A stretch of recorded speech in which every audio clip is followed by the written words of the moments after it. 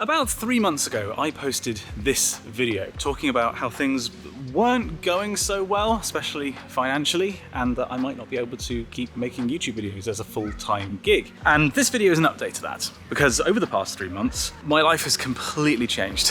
The response to that video was absolutely overwhelming. Sponsors reached out and asked if they could support me any better. I had job offers, I had collaboration offers from lots of creators, but most importantly, lots of you, the lovely community of people who watch these videos, heard me say, this isn't a call for you to sign up to my Patreon, and ignored that. The Patreon quadrupled in size in a week. I'm grateful beyond words to those of you who have signed up to my Patreon and are supporting me that way.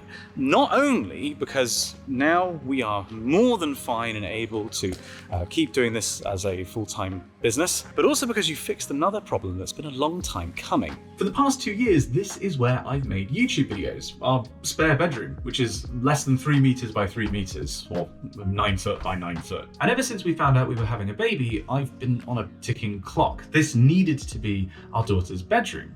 And well, I needed to make videos somewhere, but there's nowhere else in the house where I could do so. Now, this seemed like an intractable problem. Perhaps I could change up the way I made content, I could maybe do voiceover only stuff, or I could move my studio setup back to my mum's house and use her spare bedroom to make videos. But to be honest, I didn't want to do either of those things. Then, all of a sudden, a third option presented itself, thanks to Patreon. Because now I can give my daughter a bedroom.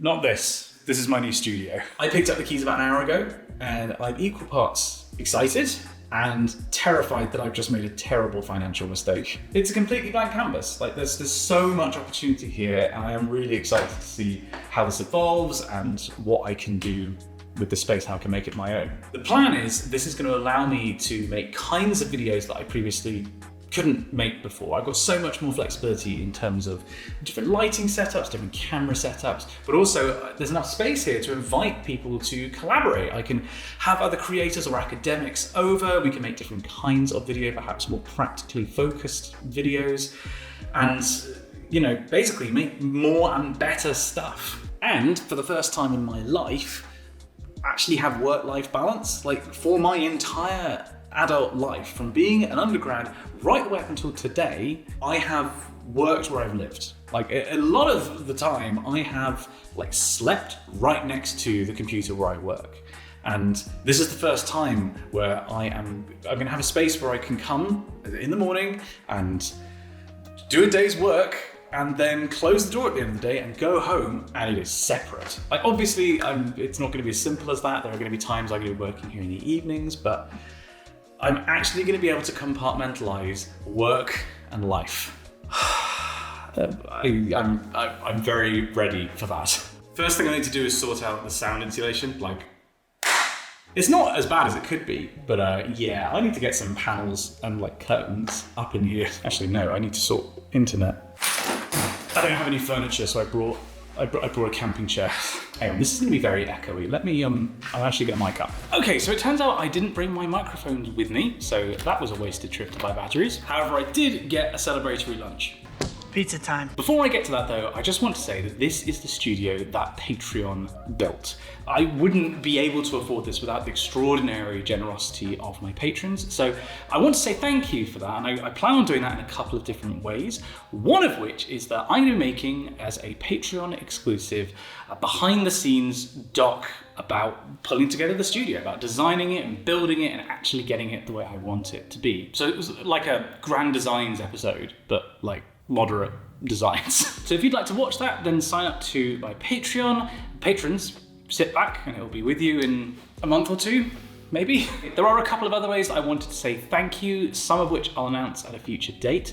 But one of them is that in preparation for this video, I asked patrons if they had any questions they'd like to ask me. We could do kind of a little fun Q&A about how things have been going.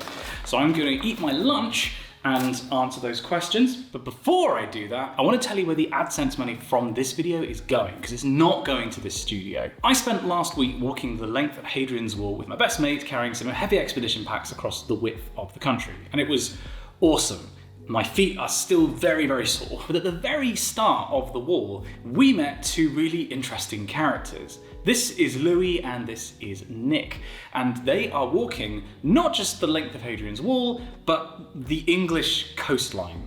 3,000 miles. They're doing this because, unfortunately, last year, Nick's wife passed away with ovarian cancer, and he pledged that he would walk the English coastline for his English rose to raise money for ovarian cancer research. As many of you know, I lost my dad to cancer last year, and so I was already going to give Nick a shout out on social media when I got back. But whilst he was talking to me, he wasn't paying too much attention to where his feet were going. We were having this conversation about the planned route. In fact, he was 800 miles into a 3,000 mile journey, and his foot basically got snagged on a log that stuck out into the path. He fell over, and as it turns out, he broke his arm. So I feel pretty terrible about this. It was an accident, obviously, but it wouldn't have happened if he wasn't talking to me. I'm going to be donating the AdSense revenue from this video to his fundraiser. If you would like to support ovarian cancer research, if you have any spare money this month, then I'll leave a link to his fundraiser down in the description.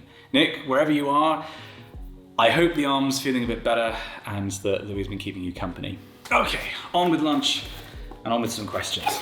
Plant-based American hot, if you were wondering. So Mia has asked, as someone also looking for a studio, what did you look for in one? I had to get out of the house and I needed to do a couple of key tasks. I needed space for a desk, a space to film to camera, and a space where I could have a green screen set up. I think I was basically looking for like 100 square feet minimum. Like I wanted the same size as what I already had. This I think is about 4 or 5 times that. It's quite an upgrade. But I guess to answer the question more directly, I wrote out what my principal objectives were for the space. Like these are the things it absolutely has to do, and these are the things I would like it to do, like secondary objectives. And I think we've been able to tick off all of them. Thomas Rintel, there's a name hopefully some of you recognise, basically says, with all the change going on, what am I most excited about? Having more separation, having more space, all that kind of stuff. I'm really excited about this opening up possibilities for different kinds of content. Like a really influential creator on me whilst I was doing my PhD and like informed my style was Casey Neistat, and I really liked how his studio became like a dynamic part of his videos.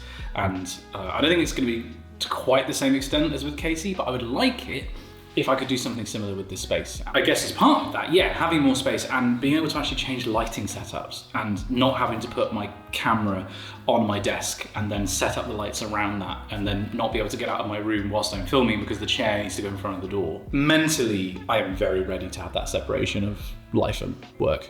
So Simone asked a couple of things. Am I planning to keep the familiar bookshelf background? I think I've had that background for about 5 years. It's been across 3 different houses, and I think this is the time to design a new look for the pieces that I do to camera. I have an idea about what's going to go points with pizza crust back there. Whether that's going to work or not, I don't know. But I do think this is the time to possibly move on from that black set and do something hopefully more interesting that can evolve over time. And in terms of the plan for the camera mic light setup, what I'd like to do is have some stuff mounted from the ceiling. There's a crossbar that I can brace stuff against. But I do want to get some LED panels that are coloured where I can change the shadow or the fill light and hopefully make things look a bit more interesting shot to shot. Probably keeping the camera and mic setup the same. We use a Canon R6 and Sennheiser lavalier microphone. The one and only Dan Hanvey has asked, what's the thing I'm most looking forward to at Pixel Baby and why is it showing her first episode of The Simpsons? Pixel Baby's doing great, by the way. As of the time of recording, she's 7.5 months. We're keeping her off the internet, but I will play you audio of my wife pretending to sneeze and my baby laughing at it. She's kind of the best thing ever invented by the universe. The thing I really do come back to time and time again is in about 8, 9, 10 years where she can watch The Lord of the Rings for the first time. I'm really excited to share stuff with her and listen to what she has to say about it. I'm a massive fan of movies, so I'm really looking forward to going to see a film together. In terms of which episode though, how Homer got his job back at the nuclear plant, people know the ending. It made me sad thinking about it. So Austin and Yazan have asked quite similar questions. What have I been reading? Or what am I reading at the moment? I haven't done a books video for a while. Let me know in the comments if you would like me to do another video on what I've been reading, because I think I've got about 10, 15 books that I've read since I last made one. At the moment, I am reading Salt, A World History. It's not the style that I typically like, but it's been fun. And I just finished reading Donut Economics, which was referenced in a previous video. I'll limit it to a couple of things. I got back into Terry Pratchett's, is it The Light Fantastic? The second one in Discworld, which was great fun. I also enjoyed Master of Mankind by Aaron Densky-Bowden, one of the best Horus Heresy novels. And the one that's probably made the biggest impact on me over the past year or so has been The Anarchy by William Dalrymple, which is a history of the East India Company and just the brutal nature in which a private company took over a subcontinent. Really excellent book. Very hard to read at points. Oh, also goes for Ministry of the Future by Kim Stanley Robinson. That's another one that I enjoyed reading recently. Oh, and a related question from Kate Monroe. I'm a PhD student. Do I have any good playlists or albums you listen to while working? Yes. I wrote a sizable portion of Firmament whilst listening to the Tron Legacy soundtrack. Like, that is like peak writing music. Also, for some reason, the third Pirates of the Caribbean film soundtrack, for me, 3 really hit like a resonant frequency of work in my body. I don't really know why. Other than those, I enjoy listening to game soundtracks whilst I'm writing. So City Skylines, Sim City. One that I've really enjoyed recently is Unpacking. That's like a little indie game, which is, the music's done by the same guy who did the music for Rome Total War. I enjoy it. It's fun to work to. Juan Carlos has asked, given I'm a father, I must have a new sense of being provided for my child. Has this changed my perspective on my professional career? Do I think I'll zigzag in coming years? Becoming a dad has changed my outlook on life. It's not just work, but it definitely has made me sort of sit up a bit and think of myself as, yeah, I'm the provider now for a family. I think it's made me take things a bit more seriously. I don't see myself really changing track massively. I think what becoming a dad has made me value is stability. I've never been a money-oriented person, but it has definitely made me more money-focused. And those two in combination is not normally something you find with a career in YouTube, or academia for that matter. I perhaps might dial back videos a little bit and work on books a bit more going forwards, or possibly more academic posting, maybe doing some part-time research. I'm in a very fortunate position at the moment, thanks to patrons, where it's not a huge concern. There are absolutely tons of questions here, and I'm conscious that this video shouldn't be very long. So what I'm going to do is answer all of these over in a separate video on my Patreon. So if you're a patron, go and watch that now. If not, then you know where to find the link. It's down there in the description. Thank you once again for giving me this opportunity, for giving me a chance to separate work and life, to evolve the kind of stuff that I make and make it better. And fingers crossed, this is going to be like a turning point in the history of the channel, like an inflection point where the videos you'll be seeing are going to be quite a bit better than what I was capable of making before. Who knows where this is going to go? We'll find out together. Next week is a very cool video that I've been looking forward to making for a while. And next month, whilst I'm pulling together this space, things may be, I don't know, we may change format a little bit to account for that. But there are some really exciting topics, some videos that I can't wait to make and for you to watch. So please do stick around for those. I'd like to say an extra special thank you to the people who have their names on the screen right now. These are my lovely executive producer, Henry Cavill and Steven Spielberg tier patrons.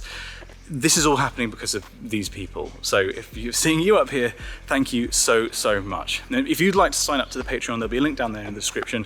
You've already heard what I'm doing with this money. It's completely changing how I'm able to do this job. In return, you also get early access to videos. You get a behind the scenes vlog every month and exclusive content. And there's gonna be more of that going forwards. Thank you for watching this video. If you'd like to watch some other stuff, then here's two I prepared earlier. And thank you for this. I'll see you in the next one. Right, I'm gonna eat this bloody pizza.